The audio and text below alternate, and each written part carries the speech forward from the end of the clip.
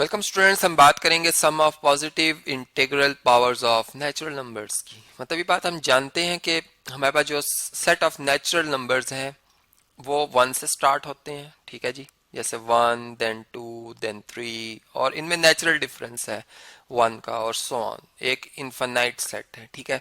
अब हम यूं बात कर रहे हैं कि अगर मैं इन नंबर्स का सम करूं, ठीक है, जैसे वन में लिखता हूँ, प्लस टू लिखता हूँ, ठीक है, थ्री लिखता हूँ।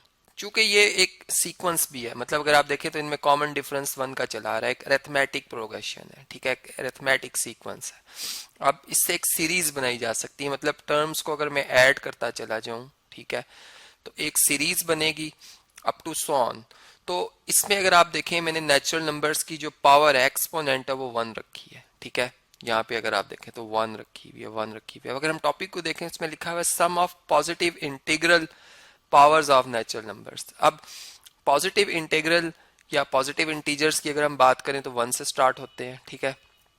अब अगर फर्ज करें मैंने एक सीरीज ये लिखी है, ठीक है, इस सीरीज का, चूंकि अब इसमें इनफाइनाइट टर्म्स और लास्ट टर्म का हमें नहीं पता, तो इसका सम एक इनफाइनाइट नंबर आएगा, ठीक है।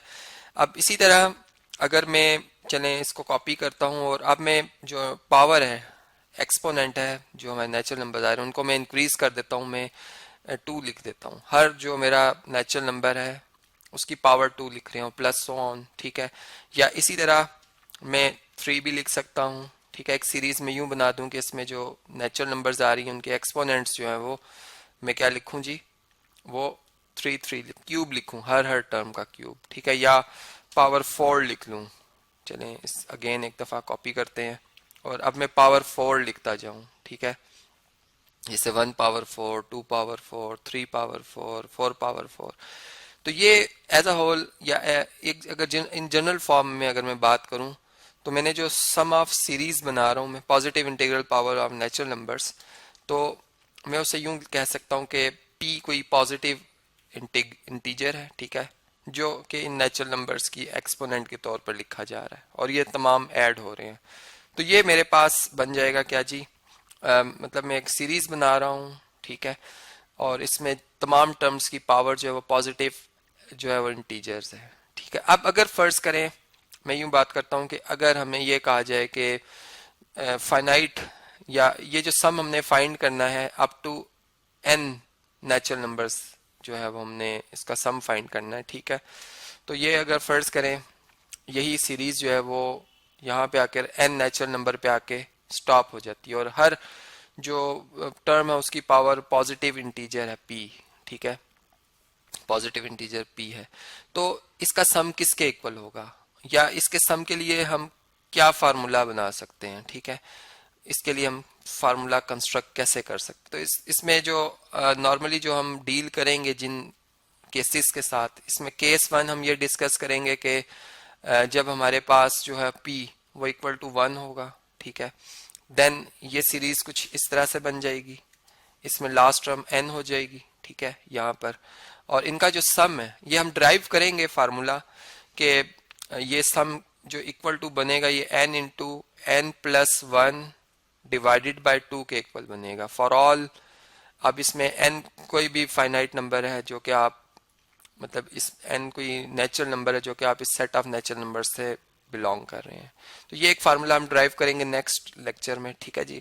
इसी तरीके से इसी सम को हम यूं भी लिख सकते हैं, यानी ये जो हमें साइड नजर आ रही है लेफ्ट हैंड साइड, इसे हम सिग्मा नोटेशन से लिख सकते हैं, जिसमें k एक वेरिएबल इंट्रोड्यूस करा रहा हूं जो वन से लेकर n तक आ रहा है, और ये इक्वल टू, मतलब ये k इसमें हमने लिखा, अब k वन लिखेंगे तो वन आ जाएगा, प्लस चूंकि सिग्मा का मतलब प्लस है, जब टू लिखेंगे तो प्लस टू आ जाएगा, थ्री लिखेंगे तो इस तरह से ये हमारे पास जो सिग्मा नोटेशन में के टर्म्स, मतलब के जो है हमारे पास, और इसमें वेरिएशन के की वन टू एन है, ये सम किसके इक्वल आ रहा है, ये n into n plus one over two के इक्वल आ रहा है। मतलब मैं आपको एक छोटी सी एग्जांपल से समझाता हूँ कि ये देखें थ्री टर्म्स है। अब इसमें अगर फर्ज करें मैं के मतलब बात करता हूँ एन इक्वल टू थ्री की, क्योंकि इसमें तीन टर्म्स का सम जो बनता है सिक्स। अब अगर इस फार्मूला में n equal to three put किया जाए, ये शॉर्ट वे हमारा बन गया, तो इसमें आप देख सकते हैं कि three into three plus one divided by to, ये सिक्स ही आंसर आएगा। 3 मल्टीप्लाई बाय 4 डिवाइडेड बाय 2, देखे 2 2s आर 4 और 2 3s आर 6। तो और अगर इधर हम इसको ओपन करते कि इसमें सिग्मा जो हमारी वह नोटेशन जो कि k वेरी फ्रॉम 1 to 3 होता, तो इसमें अगर हम ये टर्म्स लिखते तो ये 1 + 2 + 3 = 6 ही आना था। ठीक है, इस तरह से हम इसको चेक भी कर सकते हैं। इसी तरह अगर हमारे पास यही सीरीज होती, ठीक है, और इसमें अब केस 2 की मैं बात कर लेता हूँ। केस 2 में हम यूं बात करते हैं कि अगर जो p है वो 2 हो, पॉजिटिव इंटीजर 2 हो, तो मतलब हर जो नेचुरल नंबर है इसकी एक्सपोनेंट पॉजिटिव 2 होगी और यहाँ पर फिर n नेचुरल नंबर तक 2 रहेगी।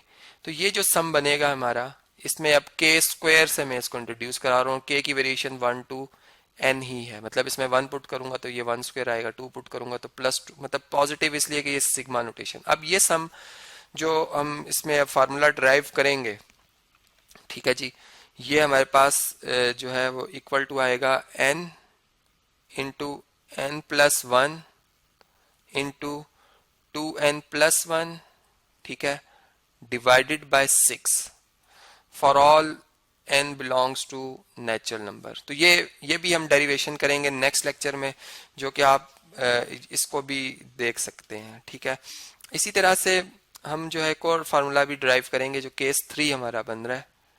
केस 3 ये हो सकता है कि जो p है वो इक्वल टू आ जाए 3 के। यहाँ पर ये 2 का मैंने कहा था, लिखा था मैंने, यहाँ से ये रेज हो गया। अब देखें अगर p 3 होगा तो ये 1 क्यूब आएगा, 2 क्यूब आ जाएगा, 3 क्यूब हो जाएगा, 4 क्यूब हो जाएगा, ठीक है, और प्लस यहाँ तक n क्यूब हो जाएगा। ठीक है, यहाँ भी प्लस मिसिंग हो गया यहाँ पे।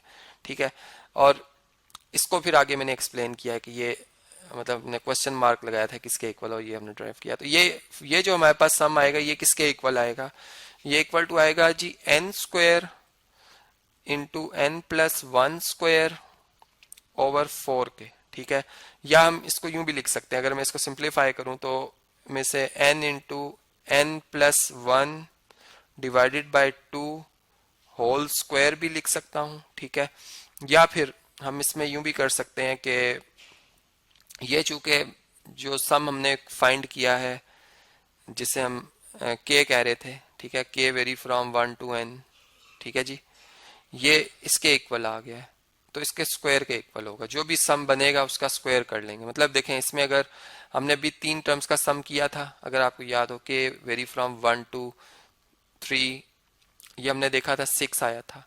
इसका मतलब अगर इसमें हम यूं लिखेंगे कि k very from 1 to 3 k cube, ठीक है, इसमें चूंकि हम k क्यूब की अब बात कर रहे हैं और इसमें k वेरी फ्रॉम कर रहा है 1 to n। ठीक है, इसी तरह यहाँ भी ये सेम, इसको मैं लिख देता हूँ ताकि आप इसको इसके साथ कंफ्यूज ना होइएगा। ये मैं वैसे एक समझा रहा हूँ, यहाँ पे मैं सेपरेशन लाइन लगा देता हूँ।